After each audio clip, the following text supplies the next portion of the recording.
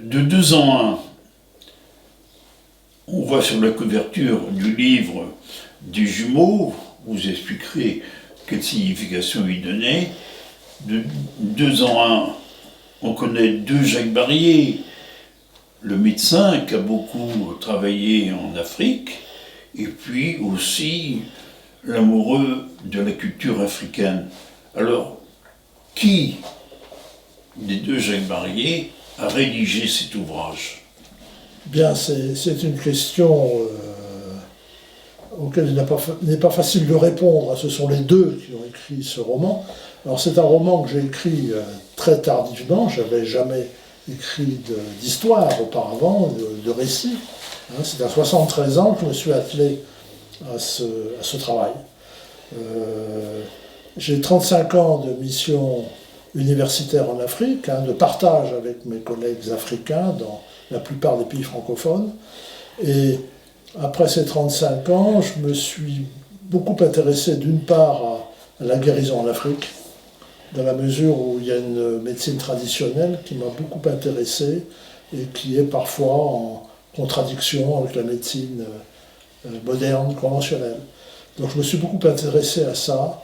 Et petit à petit, je me suis intéressé également aux cultures africaines. Avec mes collègues africains, on a partagé beaucoup d'expériences, de voyages.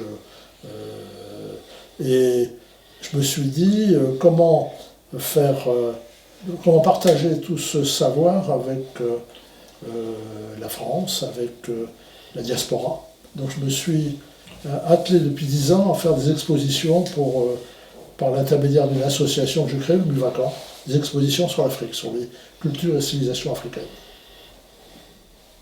Alors, cet ouvrage est un roman, mais un roman avec une précision anthropologique. Ça veut dire qu'il y a beaucoup de témoignages personnels, d'anecdotes vécues dans cet ouvrage. Il est vrai qu'à la fin du roman, il y a beaucoup de références, des références personnelles, et des références également de différents auteurs. Il est vrai également que j'ai voulu que toutes ces expériences ne soient pas simplement autobiographiques, mais que ce soit un vrai roman, avec un récit, avec une passion amoureuse par deux jumeaux français d'origine nés au Gabon. Alors c'est intéressant d'explorer cela, mais est-ce qu'à 73 ans, on peut devenir un écrivain? Je ne pense pas. Je ne pense pas être un écrivain. Je suis peut-être un romancier, puisque j'écris un roman, un récit, mais je ne pense pas être un écrivain. Par exemple, il y a de nombreux écrivains africains à l'heure actuelle qui nous sortent des romans fantastiques. Regardez le prix Goncourt, Mohamed Mbougar Sarr, avec son dernier livre.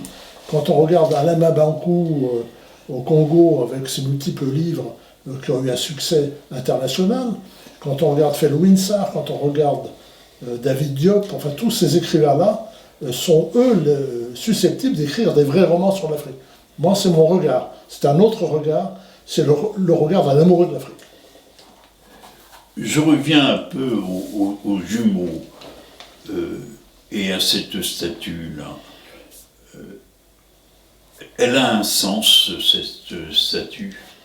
Les jumeaux, la gémellité en Afrique, c'est un sens mythique, tout à fait particulier, qu'on ne retrouve pas dans les autres continents sur notre planète. Les jumeaux sont très fréquents dans des régions comme le Nigeria, le Bénin, même d'autres régions d'Afrique. Beaucoup plus fréquents que sur notre continent européen. Alors j'ai toujours été frappé par cet intérêt des Africains pour les jumeaux, intérêt qui peut être autant bienfaisant, c'est-à-dire comme si c'était un sort favorable, ou malfaisant, les jumeaux pouvant être vécus comme porteurs de malheur. Alors, cette problématique des jumeaux est passionnante, j'ai essayé de la développer, mais avec un regard extérieur qui est celui d'une histoire de jumeaux français, mais qui vont explorer en Afrique la gémellité africaine.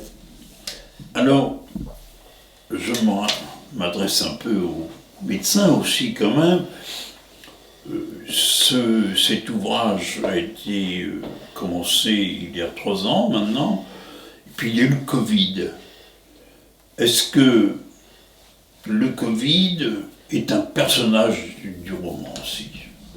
C'est une bonne question parce que j'ai été très impacté par la pandémie à coronavirus, non seulement dans le monde entier, en tant que médecin universitaire, mais également en Afrique, puisque j'ai coordonné un groupe d'experts africains d'une dizaine de pays différents.